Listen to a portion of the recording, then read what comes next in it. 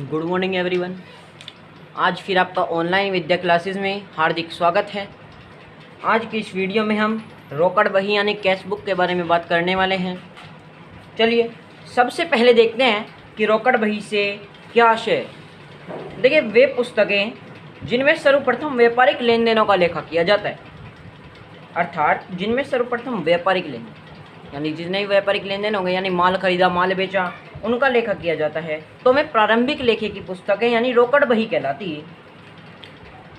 इसे सहायक बहियां भी कहते हैं। इसके बाद हमारा आता है हमारा प्रारंभिक लेखे की पुस्तक से आशय हो गया। इसके बाद आता है प्रमुख सहायक बहियां कौन कौन सी होती है। चलिए देखते हैं।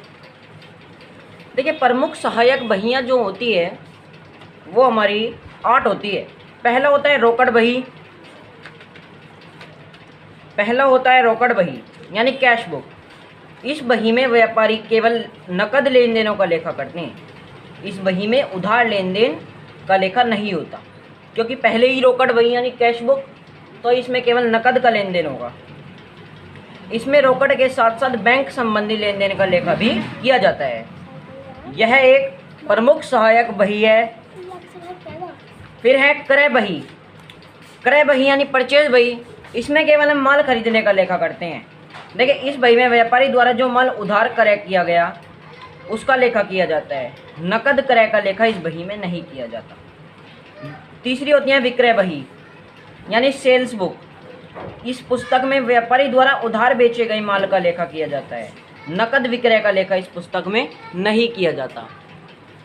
ओके, चलिए अगला होता है क्रय वापसी बही। यानी जब किसी भी कारण से क्रय किए गए माल को वापस किया जाता है तो वापस किए गए उस माल का लेखा इस बही में किया जाता है। इससे अगली होती है विक्रय वापसी बही। जब बिका हुआ माल किसी भी कारण से वापस आ जाता है, यानी हमने जो माल बेचा और वो वापस आ जाता है, तो उसका लेखा इस पुस्तक में किया जाता है। इसको हम सेल्स रिटर्न बुक कहते हैं। अगला होता है प्राप्य बिल बही। यानी जो विनिमय बिल प्राप्त होते हैं उन्हें इस बही में लिखते हैं। निश्चित समय के बाद इसका भुगतान मिलने पर भी उसका लेखा इस पुस्तक में किया जा सकता है। अगला होता है देय बिल बही। यानी कुछ समय बाद जिन बिलों द्वारा भुगतान देना है उनको स्वीकार करने व उनका भुगतान करने का लेखा इस बही में करते हैं। सबसे लास्ट और इम्पोर्टेंट है जर्नल विशेष यानी जर्नल प्रॉपर।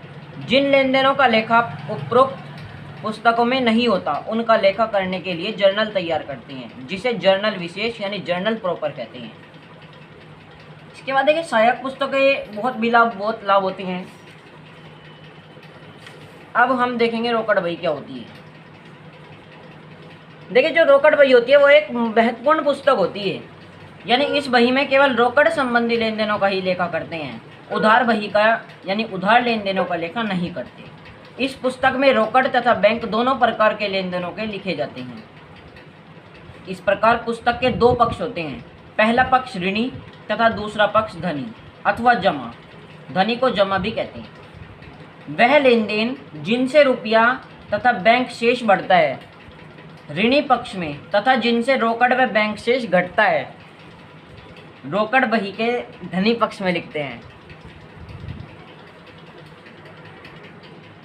चलिए अब हम सीखेंगे इसमें रोकड़ बही के प्रकार।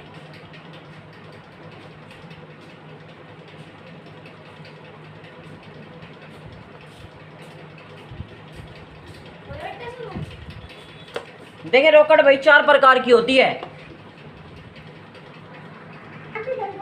देखिए रोकड़ बही के प्रकार। देखिए, रोकड़ बही 4 प्रकार की होती है।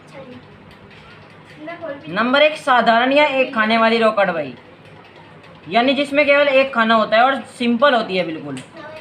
दूसरी होती है 2 खानों वाली रोकड़ बही।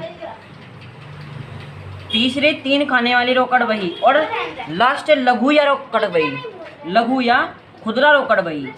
अब जो साधारण या एक खाने वाली रोकड़ बही होती है उसको हम सिंपल और सिंगल कॉलम कैश बुक कहते हैं। 2 खाने वाली रोकड़ बही को 2 कॉलम कैश बुक कहते हैं और 3 खानों वाली रोकड़ बही को 3 कॉलम कैश बुक तथा लघु या खुदरा रोकड़ बही को पिटी कैश बुक कहते हैं। आज हमारा यहाँ पर रोकड़ बही का कार्य खत्म हुआ। आज की वीडियो में बस इतना ही। यदि वीडियो पसंद आई हो तो लाइक करें और सब्सक्राइब करें।